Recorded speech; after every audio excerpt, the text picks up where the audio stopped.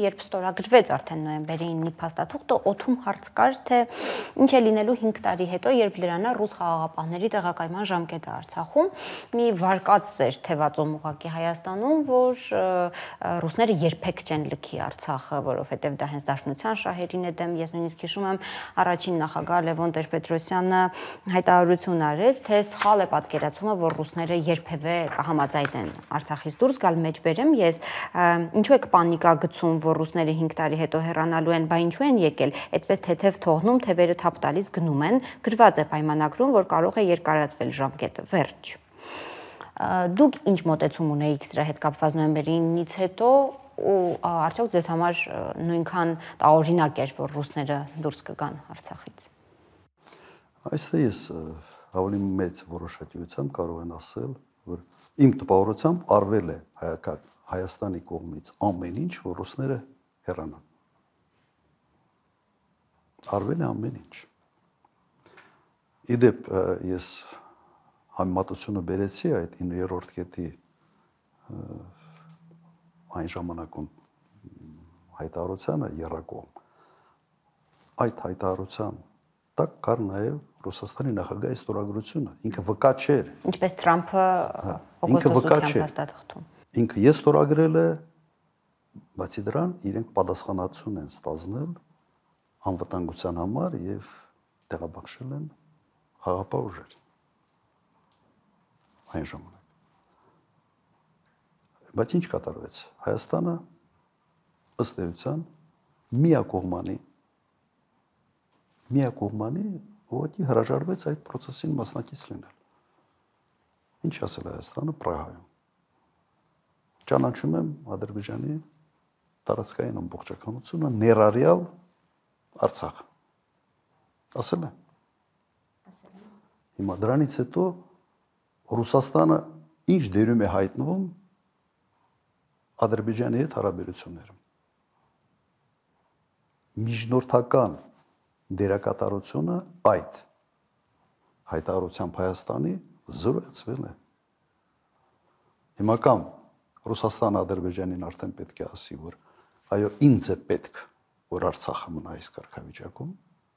լրիվ, այսպես ասենք, ամբողջ կոնֆիգուրացիան կոնֆլիկտի փոխվել է։ Որովհետև եռակողմ հայտարարությունը ստորագրված էր Հայաստանի, Ադրբեջանի եւ Ռուսաստանի նախագահի միջև։ Ղարաբաղի կարգավիճակը մնում է անորոշ, հետագա քննարկումների առարկա պետք է լիներ։ Եվ տվյալ դեպքում Հայաստանը ասում է, ես չկամ այս գործում։ Գնացեք դուք Ադրբեջանի հետ Ղարաբաղի հարցը ոնց ուզում եք քննարկեք։ Սա նաև ռուսական միջամտության, Ռուսաստանի այդ խաղապահների ներկայության կարգավիճակը ոչ թե անորոշ է դարձել, անհասկանալի է դարձել։ Սա լրջագույն խնդրեմ է։ Եվ պատճառը սա է, այն ինչ որ կատարվեց հետագայում, պատճառը սա է։ Ղարաբաղի կորուստը ուղղակի հետևանք է Պրագայում ստորագրած հայտարարության բովանդակության։ Ուղղակի հետևանք է։ Ուրա Մակրոնը, ուրա Շարլ Միշելը, ով դրանց տեղը հիմա հիշում։ Որ իրենք ըստ էության ներկա լինելով որոշակի գոնե քաղաքական պատասխանատվություն կրում են, չէ՞ սրա համար, թե չեն կրում։ Հիմա սա է վիճակը։ Եվ եթե մենք մտածում էինք, թե ասենց Ռուսաստանը իցմա, ասենց իր վրա պատասխանատվություն պիտի վերցներ Ղարաբաղի համար, այդպես միջազգային հարաբերություններում չի լինում։ Եթե Հայաստանը այդ քայլը չաներ, ես չեմ կասկածում, որ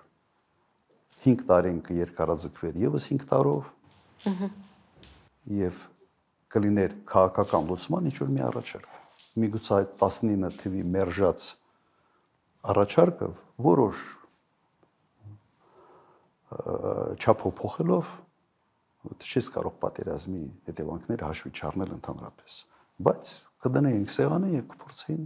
գտնել մի լուծում։ Իսկ որ պահին ձեզ համար ակնհայտ դարձավ, որ Արցախը ամբողջությամբ են կորցնում։ Դա բլոկադայի օրերն էր, թե ավելի մեծ մտահոգություն առաջացավ հենց Պրագայի հայտարարությունից հետո, մեծ մտահոգություն, որովհետև հեռանկարները այնքան մշուշոտ էին։ Իսկ այն ժամանակ ես նաև արտահայտվեցի, որ դու չես կարող Ղարաբաղի հարցը գցել Ռուսաստանի գրպանը։ Չես կարող գցել, այդպես չի աշխատում։ Այս չի կարող այս հարցը ծանր հետևանքներ չունենա։ Իսկ երբ որ ճանապարհը փակեցին այսպես կոչված էկոլոգները եւ ինձ համար հասկանալի էր, որ սա արդեն խնդրեմ է, որ վերջը ճանապարհը փակվելու է ամբողջությամբ եւ Ադրբեջանը նաեւ օգտագործելով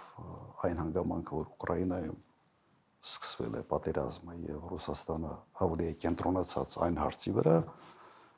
Ադրբեջանը այդ հանգամանքից եւս պետք է օգտվի։ Եվ օգտվեց։ Մենք այդ առիթը չպիտի տայինք։